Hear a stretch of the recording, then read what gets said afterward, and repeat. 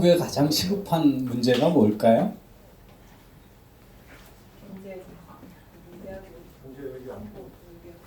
자, 가장 시급한 문제는 문재인 씨가 대통령인 거죠, 그죠? 선거철이 다가오니까 공약 개발한다고 막 여기서 저기서 저한테 아이디어를 달라고 그래요. 근데 제가 뭐 그런 선거철이 아니라도 왜 우리가 그렇게 행복하지 않은 국민인가, 왜 우리 사회가 뭐 때문에 그렇게 불안해하는가에 대해서 몇 년 동안 곰곰이 생각해 봤거든요. 그래서 한국의 그 중에서 여러 가지가 있겠지만 마이크가 안 나오는 것 같은데 그 경제적 현안에 정말 근본적인 문제가 뭘까를 한번 여러분하고 같이 생각해 보기로 했습니다. 이번 정부는요, 여러분 잘 아시겠지만 가장 우리나라의 큰 경제적 현안을 양극화라고 보고 있어요. 소득 격차라고 보고 있습니다. 여러분, 그러면서 그걸 정당화하기 위해서 우리나라가 재난적으로 양극화되어 있는 나라라고 하는 이야기를 끊임없이 반복해 왔습니다. 그런데 놀라운 거는 제가 그렇지 않다라고 막 얘기를 하더라도, 그리고 그 문재인 대통령 이 정부가 끊임없이 경제 실정을 해서 자영업자를 사지로 몰아놓고 청년 일자리, 좋은 일자리를 없애는데도 불구하고 상당히 지지가 높아요. 그런 배경에는 문재인 대통령이 경제를 잘 몰라서 지금 올바른 길이고 제대로 되고 있다라고 이번 뭐 신년사에서도 얘기를 하잖아요. 그런데 그 배경에는 그렇게 믿는 국민이 많이 있기 때문이에요. 근데 그 이유가 뭐냐면 우리나라는 양극화되어 있고 소득 격차가 확대되고 있다는 이야기를 너무 오랫동안 해왔기 때문에 그렇거든요. 그런데 이제 과연 그거가 문제일까라고 하는 회의를 저는 많이 갖고 있어요. 그런데 저는 우리나라가 지금 어떤 경제 상황이냐에 대한 인식이, 제 인식은 뭐냐 하면 IMF를 우리가 경제 단계상 보면 어떻게 해서 시작됐을까를 보면 뭐 재벌이 어떻게 했고 뭐가 없고 금융을 갑자기 개방을 했고 여러 가지 이유를 하고 있겠지만 우리 경제가 그때까지만 해도 저임금을 기초로 한 노동집약 산업으로 발전하던 사회였거든요. 그런데 그렇게 발전하고 나면 그 다음에 단계를 뛰어넘어야 돼요. 그게 뭐냐면 자본집약 산업이 되는 겁니다. 중화학 산업이 되는 거죠. 그러면 양식이 달라야 되거든요. 하는 행동이. 그런데 그걸 제대로 못했어요. 노동집약 산업을 했던 시기에서 계속 고도 성장할 거로 믿고 부채 경영하고 그러면서 내부의 실력은 갖추지 않았던 거죠. 그래서 망하는 기업들이 IMF 요한위기 때 망했고, 그때 뼈를 깎는 구조조정을 하고 혁신을 하고 원가 절감한 기업들은 나중에 IMF 이후에 아주 비약적으로 발전하잖아요. 삼성전자 같은 게 신경영이라는 게 다 그런 거였어요. 싸구려 만들다가 최고급 제품 만드는 것들은 어마어마한 혁신이었잖아요. 지금 우리 경제는 그렇게 자본 집약으로 말됐던 산업들이 지금 우리보다 훨씬 큰 자본인 중국이나 이런 나라에 의해서 다 이제 추월당하고 있는 상황이거든요. 그럼 지금 우리 경제는 어떤 경제냐면 저는 자본집약 산업에서 지식집약 산업으로 전환되는 전환기다. 이때 또 전환 못하면 우린 또 한 번 위기에 처할 거다. 이런 게 이제 현안이라고 생각을 해요. 그래서 이런 그 자본집약에서 지식집약 산업으로 또는 디지털 지식집약 산업으로 전환하지 못하면 우리는 또 한 번의 위기를 겪을 거고, 그것은 개혁하고 또 그건 성장 부진하고 이제 같이 온다라고 하는 얘기를 하는데요. 어떤 문제를 얘기할 때 지금 정치적인 사람들은 많은 문제를 얘기해요. 우리가 세상을 바라보는 시각에 따라서 모든 게 문제일 수 있어요. 그죠? 교육서부터 주택 문제, 교통 문제, 모든 게 다 문제라고 볼 수가 있어요. 근데 제일 중요한 근본적인 문제가 뭐냐라고 하는 인식이 되게 중요하고, 그 문제를 일으키는 원인이 수없이 많거든요. 그 원인이 많은데 여러분 저 잘 알려진 법칙 중에 파레토 법칙이라고 있어요. 뭐냐면 어떤 문제의 원인들이 수백 개, 수천 개가 되지만 그 상위 20%가 전체를 80% 이상을 차지한다. 그러니까 사실은 문제 해결하려면 자질구레한 게 아니라 제일 상위의 중요한 문제 한두 개를 해결하면 상당 부분이 해결되잖아요. 그죠? 그래서 이 파레토 법칙에 의하면 과연 중요한 원인이 무엇인가를 캐치해가지고 하는 게 되게 중요해서 저는 이제 우선 그 소득 양극화에 대해서는 제가 잘못된 시각이 많다는 이야기를 많이 해서 제가 다시 한번 좀 생각해 보겠는데요. 대한민국이 우리나라가 재난적 양극화라고 하는 것들은 사실은 현실이 아니라 환영을 보고 있는 거다라는 얘기를 많이 하는데 제가 소득 격차에 대해서 우리 여러분 좀 아주 격차에 대해서 양극화에 대해서 고민해야 되는 것 중에 하나가 우선은 근원적인 좀 질문을 할 필요가 있어요. 소득 격차를 따지기 전에 소득이 어떻게 해서 발생하는 거냐에 대한 인식에 따라서 소득 격차를 보는 시각이 달라져요.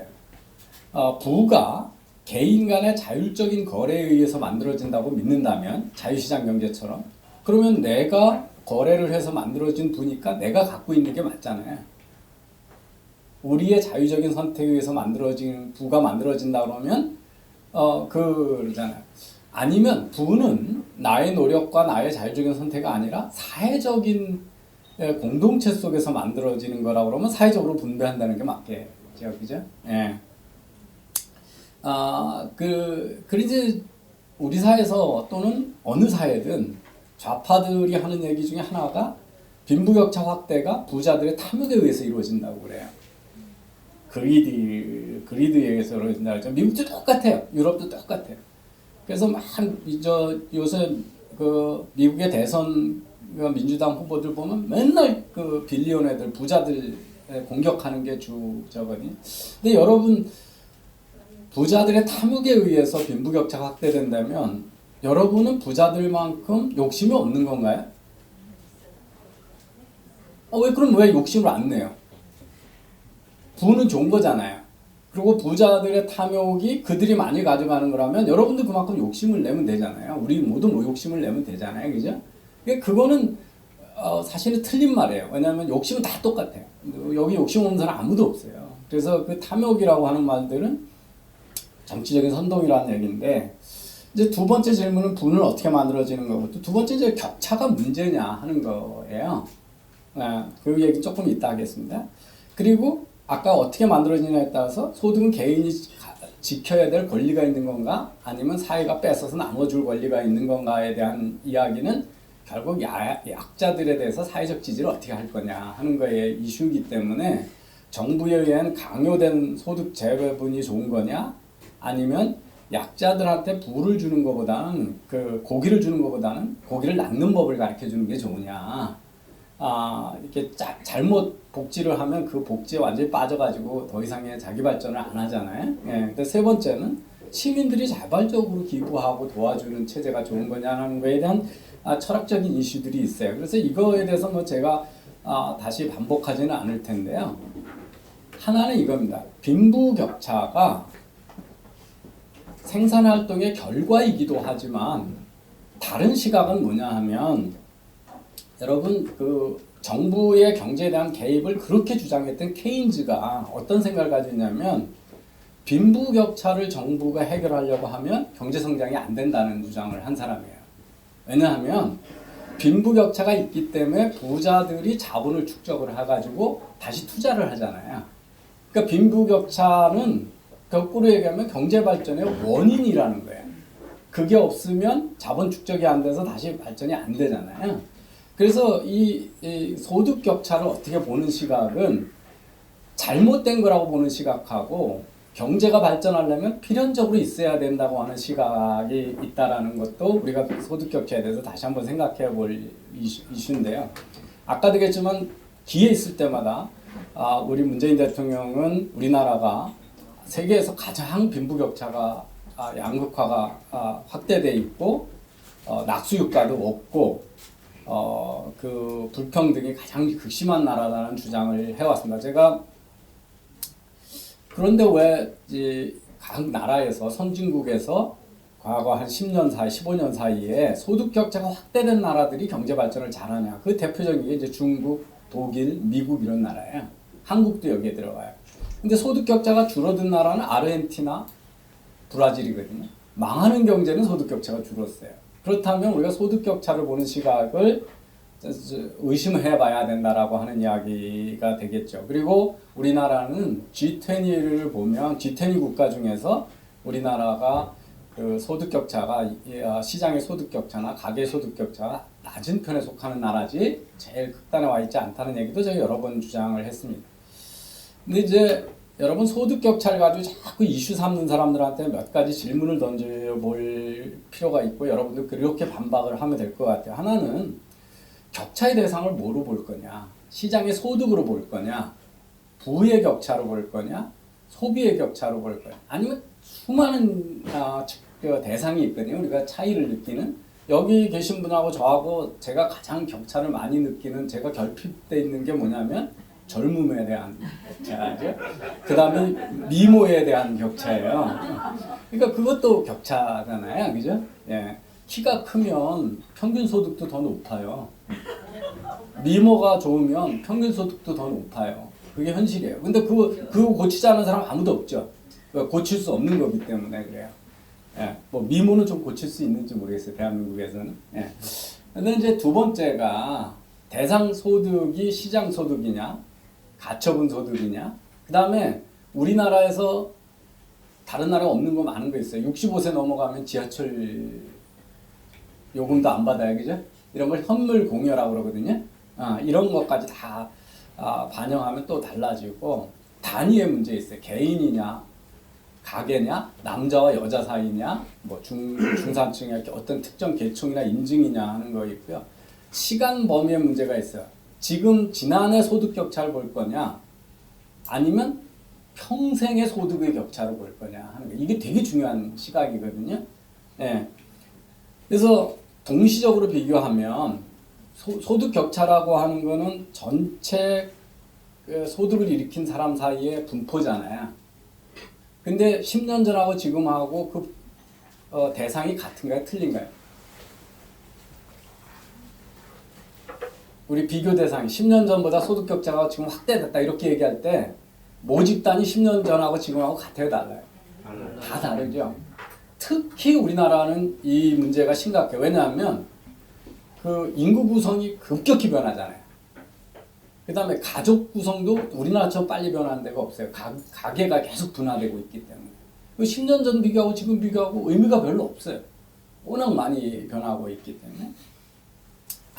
그 다음에 이제 OECD하고 비교하고 막 이런 다른 나라하고 단순 비교하는 게 있어요. 보시면 이제 여기서 뭐 격차가 어떻게 있냐 보면 여러 가지 인간이 인간답게 사는 데 있어서 평균 수명의 격차가 어떻게 되는지, 건강의 격차가 어떻게 되는지서부터 시작해가지고 애들이 얼마나 많이 죽는지, 어린 영아 사망률이 어떻게 되는지, 교육의 격차가 어떻게 되는지, 소득의 격차가 어떻게 되는지 수없이 많은 거를 가지고 격차를 재기 때문에 우리 맨날 얘기하는 거는 소득 격차만 가지고 얘기를 해요. 예. 근데 이제 제가 여러 번 강조했지만 어느 사회가 포용적인가 얘기할 때는 한 여러 가지 지표를 가지고 재는데 소득도 중요한데 소득도 가계 소득이 되게 중요해요. 개인 소득보다는. 왜냐하면 빈곤은 가계 단위로 발생하거든요. 예. 두 번째는 얼마나 건강하게 사느냐. 그 다음에 자식들이 얼마나 교육을 많이 받을 수 있냐는 거는 빈곤을 대물림하지 않는 거잖아요. 그죠? 예, 그래서 이 세 가지 지표를 가지고 재면 우리나라가 다른 나라보다 탁월한 게 두 개가 있어요. 그게 뭐냐면 의료 혜택하고 교육의 혜택이 소득 격차에 상관없이 거의 모두 누리고 있는 나라라는 것 때문에 그 지표 때문에 우리나라가 유엔의 인간 개발 지수에서 14위에서 17위 사이에 돼 있어요. 그럼 200개 국가 중에 상위 14위면 엄청 높은 거잖아요. 그죠? 그래서 이 격차를 재는 거에 대한 문제고요. 다른 나라하고 비교할 때 보면 제가 이거 보여드리는 게 뭐냐면 미국의 한 주가 어느 나라하고 경제 규모가 같은가 보여주는 거거든요. 뉴욕주하고 한국하고 GDP 규모가 같아요. 그 캘리포니아주는 영국하고 GDP 규모가 같아요. 텍사스는 캐나다하고 GDP가 같아요. 그러니까 미국은 나라가 크니까 경제가 다양하잖아요.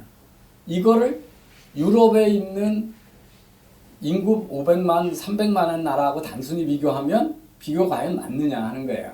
안 맞죠. 그래서 미국의 소득 격차가 선진국에 제일 크다 이렇게 얘기하는데 미국을 주를 하나의 나라로 보면 유럽의 국가들보다 소득 격차 적어요. 주별로 보면. 우리도 그렇겠죠. 우리나라를 보면 싱가포르나 이런 데보다 소득 격차가 큰 것처럼 보이겠지만 서울 따로, 충청도 따로, 제주도 따로 하면 소득 격차가 줄어들겠죠. 그래서 이렇게 다른 나라하고 단순 비교하는 것들이 위험한데 자꾸 OECD 선진국하고 우리하고의 지니계수를 가지고 비교를 해요. 근데 OECD 선진국의 이 지니계수가 낮은 나라는 다 북유럽의 인구가 30만에서 1000만 미만의 나라들이에요. 예, 그래서 인구 대비로 하면 우리나라보다 소득 격차가 우리보다 인구가 큰데 소득 격차가 우리보다 작은 나라는 이제는 작은 나라 없어요. 프랑스가 조금 낮은 거로 보게 되는데 프랑스하고 우리가 같거든요. 우리가 인구 대비로 보면 가장 소득 격차가 적은 나라예요. 근데 그리고 뭐 제가 여러 번 강조했지만 무슨 미국 모델을 따라해서도 아니고 미국 모델 그 다음에 보수 정권 때 늘어난 것도 아니에요. 보면 YS 때 시작해서 노무현 DJ 노무현 때 늘어났고 MB 박근혜 때는 줄기 시작을 했거든요. 그래서 보수 정권의 신자유주가 늘었다는 것도 거짓말이다. 근데 제가 이 소득 격차를 함부로 얘기하는 게 얼마나 위험한가 최근에 아주 재미있는 논문이 새로 나왔어요. 미국에서 많은 논문인데 여기서 이제 왜 미국의 소득 격차가 늘어나는가를 보여주는 건데요. 여기 보시는지 멀리 있어서 잘 안 보이실 것 같은데 보시면 이게 1980년하고 2016년에 미국의 가계소득 격차를 재는 거거든요.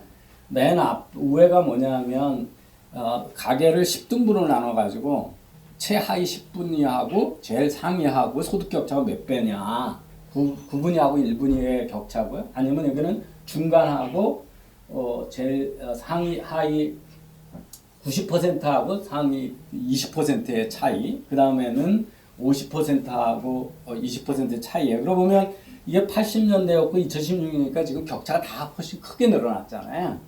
그 미국이 망하는 나라, 자본주의 때문에 망하는 나라로 간 거냐. 근데 그 사이에 어떤 변화가 있냐를 보면 저 옆에 그래프가요. 우리가 산업이 얼마나 많이 바뀌었냐고 하는 그래프예요. 그래서 보면 이 까만 게 내려간 게 뭐냐면 제조업 일자리예요. 그리고 다른 쪽이 서비스업에 늘어난 거거든요. 맨 위가 의료하고 교육이에요. 의료 교육 종사자가 이렇게 많이 늘어났고 그 다음에 전부 이렇게 다른 쪽에서 서비스업에서 늘어났죠. 그러니까 일하는 방식이 너무 달라졌죠. 산업이 달라진 거예요. 그런데 그래서 이렇게 제조업이 줄고 서비스업이 늘어나면 학력 간 임금 격차가 늘어나요. 다른 나라에서 다 그렇거든요. 근데 왜 그런지 한번 보시면요. 그간 무슨 일이 있었냐고 보면 이게 컴퓨터 가격이 IT 가격이 줄어드는 거예요.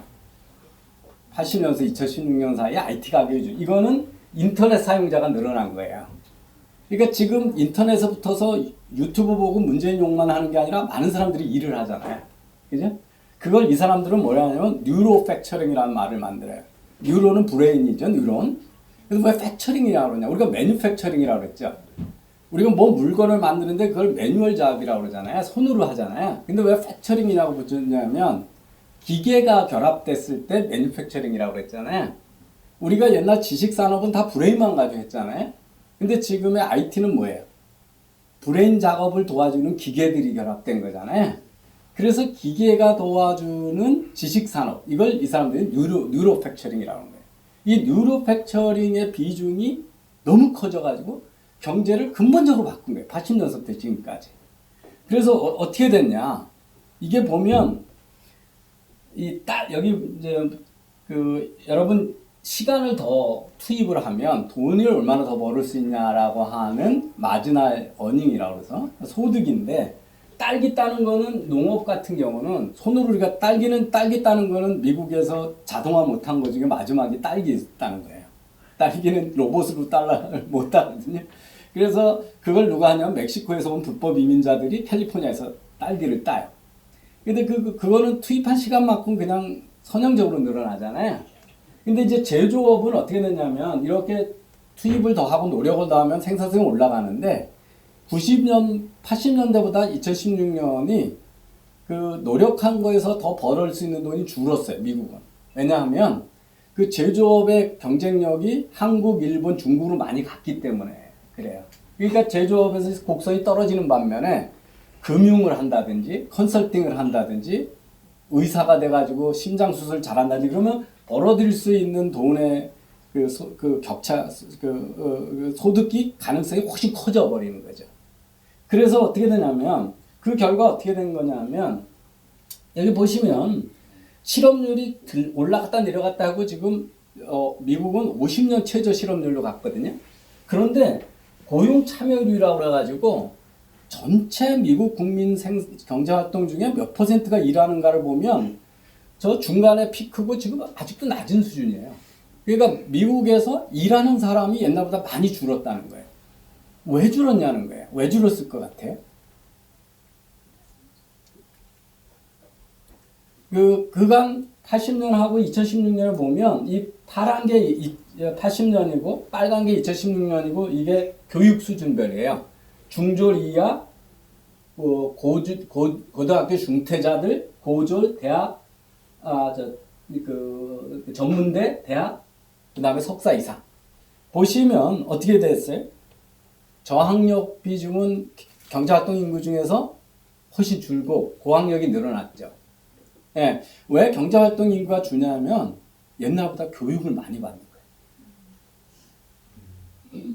다 고등학교 졸업하고 벌써 생산활동에 들어갔었는데 그렇죠? 우리도 그래요. 8, 90년대 대학 가는 비중이 상당히 낮았거든요. 80년대까지. 근데 90년대 확 늘어났어요. 그래서 이제 이렇게 된 거거든요. 그래서 보시면 이게 나이별 고용 참여율이에요. 보시면 이게 80년대고 이게 2016년이에요. 보면 요 20대가 어떻게 됐어요? 고용 참여율이. 줄었어. 예, 이게 80년이고 이게 2016년이에요. 20대가 확 줄었잖아요. 노인 쪽에서 늘어났죠. 작년 쪽에서는. 그러니까 20대가 고용에 확 줄어드는 거예요. 왜 줄었냐는 건 그 다음에 이제 이게 보시면 또 하나의 변화가 있어요. 이게 뭐냐면 80년대 여성의 나이별 고용 참여율이고 이게 2016년의 참여율이에요. 지금 어떻게 여성이 옛날보다 훨씬 높게 경제에 참여하죠. 우리나라는 더 큰 변화를 겪었어요. 근데 더 놀라운 게 뭐냐면 미국에서도 20대서부터 30대 사이에는 과거에는 20대에는 많이 참여했다가 30대 되면 뚝 떨어졌거든요. 왜 이때 경제활동을 그만뒀나요? 애 낳느라고 애 낳느라고. 근데 지금 여기 떨어져요, 안 떨어져 많이? 그때만큼 안 떨어지죠. 애를 안 낳으니까 그래요. 애를 낳아도 회사를 다녀요, 그죠? 예, 이러니까 모집단이 다 변한 거죠. 예, 다 변했어요. 그런데 보시면 왜 미국에서 소득 격차가 나냐 보면 그 40시간 이상 매주 일하는 사람의 비중을 보면 파란 게 80년이고 빨간 게 2016년인데 누가 일을 많이 해요? 80년대보다 일주일에 40시간 풀타임으로 일하는 사람이 누가 많아졌어요? 높은 교육 받은 사람이 많아졌어요. 이것만 많아진 게 아니고 1년에 52주라는 건 매주 일하는 거거든요. 그러니까 놀지 않고 계속 일하는 사람을 보면 누가 많이 늘어났어요? 저 뒤쪽에 보면 고학력자들이 많이 늘어났죠. 그 얘기가 얘기하는 건 소득 격차가 왜 확대되냐 하면 고학력이 훨씬 부를 한 시간에 벌어들이는 게 많은 산업으로 지식 산업을 이전하다 보니까 고학력자들이 일을 많이 하는 거예요. 저학력자들은 가서 일을 해도 별로 돈을 못 버니까 참여를 포기를 해요. 그래서 그것이 소득 격차가 많이 나는 거여서 여기 보시면 이게 이 나이별 근로자 숫자 80년대고 2000년대 보시면 여기 과거에는 젊은 층이 많았다가 지금은 40대 이후가 많아졌잖아요, 그죠? 예, 그래서 우리도 그런 거예요. 이게 인구 분포도 달라진 데다가 고등학교 나오고 바로 중학교 나오고 직장 생활하는 게 아니라 대학원까지 다 가잖아요. 그래서 그 대학원까지 가는 기간을 뭐라고 그러냐면 자발적 빈곤 기간이라고 해요. 전에보다 6년, 5년 이상을 교육에 더 투자하는 거예요. 그러면 전체 보면 소득 격차가 어떻게 된 거로 나타나겠어요? 확대되는 거로 나타나죠. 가난한 사람이 많으니까. 그 기간 대학 다닐 때는 돈을 못 벌잖아요. 알바해서 벌을 수 있는 돈이 얼마 안 되잖아요. 그렇지만 평생으로 보면 어떻게 될까요? 고등학교 안 가고 바로 직장 생활하는 거하고 10년 더 공부하고 나중에 하는 거하고 투자한 게 돈을 더 많이 번다는 걸 지금 아까서 보여준 거예요. 그러니까 이 지식산업을 전환하면서 모든 게 바뀌었기 때문에 그걸 지금의 소득 격차하고 과거 격차하고 비교하는 건 의미가 없는 얘기라는 거죠. 의미가 없어요. 그래서 그거 가지고 마치 무슨 자본주의가 잘못된 것처럼 그래서 보면 전에보다 학력별 소득 격차가 급속도로 확대돼요. 네. 그래서 40시간 기준으로 일을 더하면 누가 돈을 더 많이 버냐면 이 파란색이 대학원 이상 졸업한 사람이거든요. 일을 더하면 소득이 확 더 늘어나는 게 대학원 이상 졸업한 사람들이 많이 늘어나는 거죠. 그래서 이제 소득 격차 이 얘기에서 하고 있는 게 지식 경제화 됐다. 뉴로 팩처링 사회가 됐다는 거죠. 그래서 고학력으로 청년들의 선택된 빈곤 기간이 상당히 길게 연장이 됐다는 거고요. 그거는 농업사에서 산업사회로 갔을 때는 마찬가지죠. 농업사에서는 7, 8살서부터 농장에 나와서 일을 했거든요. 근데 산업사회는 고등학교 나와야 돈벌이가 되기 때문에 고등학교 때까지 근로를 안 하고 학교를 보냈잖아요. 그거와 같은 변화가 지금 산업혁명 때와 같은 변화가 지식산업화하면서 일어나면서 교육기간이 길어진 거죠. 그래서 지식 노동자가 인센티브가 커졌기 때문에 고학력일수록 더 많은 노동을 하게 되고 더 많은 기회가 주어지고 그리고 여성의 저출산하고 경제 참여가 또 분포를 바꾸고 그래서 저학력자의 노동을 포기하게 되거나 청년들이 경제 참여하지 않는 것들이 이 소득 격차 확대의 주요한 원인이다라고 하는 게 이 논문이에요. 그래서 특히 미국에서 자살률이 높아져 가지고 미국의 평균 수명이 줄고 있거든요. 근데 그 대상이 누구냐면 고졸 이하의 백인 남성이에요. 이들이 일자리가 없어가지고 그렇게 되고요. 그래서 이제 저는 이 소득 격차에 대해서 되게 주의해서 봐야 된다는 얘기를 하고 나서 한국에서의 격차의 원인은 뭐냐 하면요. 한국은 성별로나 학력별, 학벌별로, 지역별로 임금을 크게 차이를 두지 않는 사회예요. 다른 나라하고 너무 달라요. 그런데 우리는 연공서열 간 차이가 커요. 근데 제일 큰 원인은 대기업 정규직하고 아닌 차이잖아요. 그죠? 그래서 우리나라에서 경제 불안은 뭐냐면 아주 소수의 대기업 정규직하고 나머지하고의 격차를 어떻게 해결하느냐가 우리나라의 경제 현안이다. 이 다른 거 가지고 자꾸 얘기하는 거는 본질적인 문제가 아니라는 거예요. 그래서 보시면 이거 제가 여러 번 보여드린 그래프인데 우리나라 고용 시장이 얼마나 왜곡되어 있는 다른 나라하고 다른가 선진국하고 다른가 보면 이 빨간색이 250인 이상 대기업에 근무하는 그 근로자의 비중인데 저 끝에 있는 게 대한민국이에요. 그래서 우리나라는 2016년 기준으로 250인 이상 직장에 근무하는 근로자가 12%밖에 안 되는 나라다. 그러면 이 문제가 왜 발생했고 어떻게 개선될 거냐를 해결하는 게 한국에서 격차와 또는 고용 불안을 지금 다 공무원 되거나 대기업에 가서 정규직 되고 싶은 거고 그렇지 않은 사람 간에 승자와 패자가 결정되는 거니까 여기에 고용 비중을 늘리기 전에는 문제가 해결 안 되는 거죠. 그죠? 그래서 한국에 저는 가장 큰 경제현안의 큰 문제는 이 고용 구조를 어떻게 바꾸냐.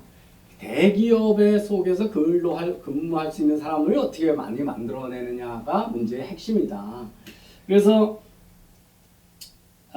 그게 문제가 대기업의 독점력에 의해서 됐다는 게 우리나라의 또 하나의 신화거든요. 근데 저는 그렇지 않다. 어느 나라도 기업은 자기 이익 벌려고 최선을 다하는 거지 기업이 국가 전체의 고용을 책임지기 위해서 남을 위해서 시장을 넘겨주는 나라는 없다는 건데요. 그래서 개선 어떻게 해결해야 될 건가를 생각해 보면 대기업이 우선 사람을 쉽게 뽑게 해줘야 고용이 늘어나잖아요. 이거는 고용 시장의 유연성, 해고를 쉽게 해줘야 고용을 많이 한다라고 하는 이 역설을 우리가 좀 빨리 받아들여야 되는 거고요. 하나는 중소기업하고 자영업을 보호 대상으로 갖고 있느냐 안 된다는 거예요. 우리나라는 여기를 구조조정하지 않으면 안 돼요. 중소기업을 뭉쳐서 대기업으로 만들어야지 그걸 보호해서 스스로 커가지고 대기업이 될 거라고 하는 거는 지난 60년간 해봤는데 안 된 거거든요. 예, 어디도 그렇게 하는 적이 없어요. 그래서 이 중소기업하고 자영업, 소상공인을 보호하겠다는 망상을 갖고 있느냐 우리나라에서 안 된다. 그래서 우리나라가 어떤 현상이냐면 일본이 우리의 GDP가 우리보다 3배인데 기업 개수가 우리하고 같아요. 우리가 하도 중소기업이 많아서. 근데 중소기업이 많은 이유가 자영업도 많은 데다가 대기업이 고용을 하면 너무 부담이 많이 되니까 웬만하면 다 하청을 주거든요. 예, 그렇게 해서 그래요. 그래서 그리고 이제 서비스 산업, 다른 나라에서 아까 보시면 교육하고 의료 쪽에서 일자리 확 늘어났잖아요. 근데 우리나라 의료 쪽에서 고용을 못 일으키거든요, 지금. 예, 그 교육도 마찬가지고 돈 안 되니까 안 되는 거죠. 그래서 그리고 신규 사업해서 타다 같은 거 막 하게 해야죠. 그래서 신규 사업해야 되고 그래서 우리나라가 갖고 있는 고용 불안은 대기업의 고용을 확장해주는 쪽으로 생각을 완전히 바꾸기 전에는 해결책이 없다. 그거지 소득 격차에 자꾸 매달리는 거는 분명히 바보 같은 짓이다는 얘기를 제가 반복을 하겠습니다. 최근에 여러분 뭐 민식이 입법인가 뭐 교통사고 나니까 거기 교통사고 나면 애들 보호존에서 사고면 더 많이 처벌하겠다 이런 얘기 하죠. 근데 여러분 자유주의 경제학 또는 오스트리아 학파의 큰 혁명적 사고의 전환이 뭐냐면 사람들은 대안을 비교한다는 거거든요. 그걸 이제 마지막을 비교를 한다는 거예요. 한번 이렇게 생각해 보세요. 강간 나쁜 거죠. 강간하는 놈마다 사형시키면 줄어들 수 있을 텐데 왜 안 할까요?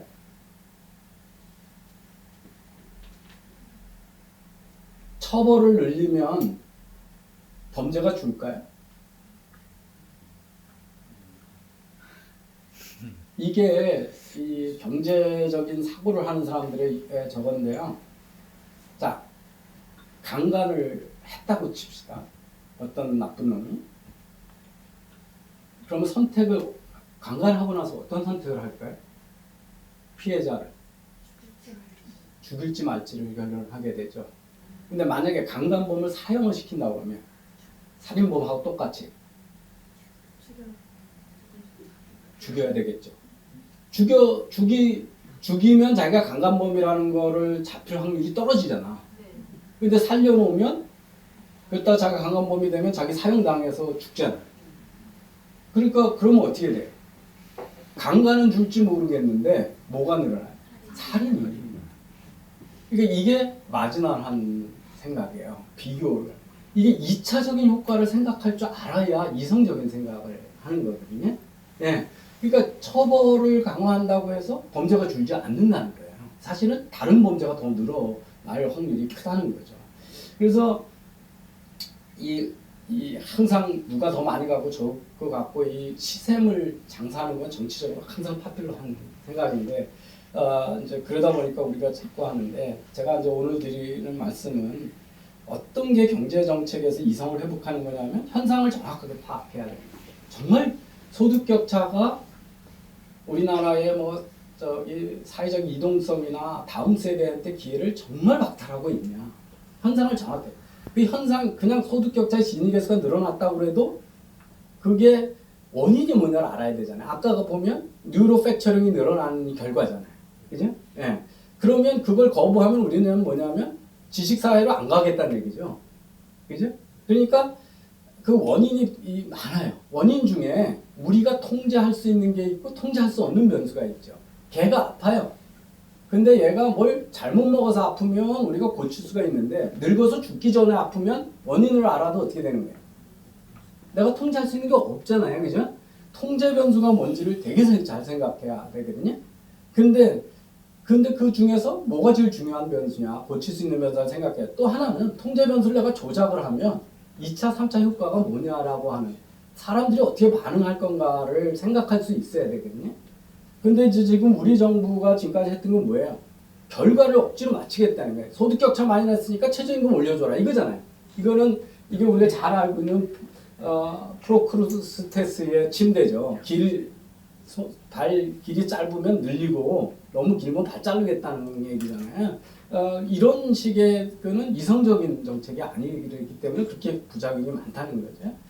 그래서 지옥으로 가는 이거는 항상 좋은 의도로 포장돼 있다고 그러죠. 여기 뭐 다 그런 얘기예요. 그래서 의도가 좋다고 해서 지금 포용성장 정책, 소주성장 정책 올바른이고 가야 될 길이라고 자꾸 우겨요. 그게 뭐냐면 의도가 좋았다는 얘기거든요. 좀 평등한 사회 만들자, 의도 좋았다는 얘기. 근데 결과는 어떻게? 정반대로 나타나잖아요, 그죠? 그래서 좋은 의도가 나쁜 정책에 대한 변명이 돼서는 안 되거든요. 그래서 오늘 제가 드리는 거는 근데 자꾸 좋은 의도만 강조해요.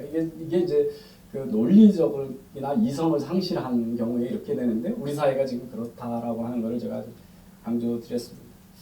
그래서 좀 생각보다 길어져가지고 자꾸 사인이 들어와서 죄송한데 오늘 제가 한마디 요약을 하면 가장 중요한 현안은 뭐냐? 우리 사회에서 대기업의 고용기회를 어떻게 넓힐 건가가 아마 제가 생각하기에는 그게 거기에 고용 비중이 우리 지금 10%밖에 안 되는데 그걸 다른 나라 선진국처럼 40~50%가 되면 지금처럼 그렇게 고등학교에서도 다 스카이 대학 가려고 아웅다웅하고 이런 일이 아니고 미래를 불안하게 생각하죠. 제가 카이스트 들어와서 20년 가까이 됐는데요. 저희 학교에 기업이 와서 교육식을 의뢰하는 회사 중에 제일 작은 회사가 어디냐면 메일유업이에요. 1조 몇천억 하는.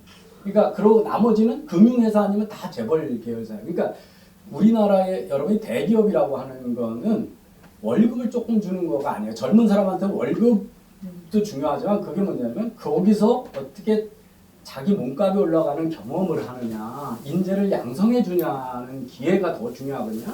그래서 삼성에 있으면 좋은 게 뭐냐면 급여도 많이 받고 그렇지만 전 세계 다니면서 못 보던 거 다 볼 기회 있고 카이스트 서울대 가서 그 교육 보내고 다 그런 기회가 있는데 중소기업에 가면 절대 그런 기회가 없어요. 그래서 중소기업의 9988 이거 자꾸 자랑하는데 절대 자랑 아니다. 그러니까 중소기업을 확 줄여주고 그걸 금융에 의해서 통합되는 식의 그리고 서비스 산업에서 산업화해 가지고 늘리지 않으면 이 문제 해결 안 된다는 게 이제 두 번째고 소득 격차를 함부로 과거와 비교하고 다른 나라하고 비교하는 게 얼마나 바보 같은 짓인가에 대해서 오늘 말씀드렸습니다. 감사합니다.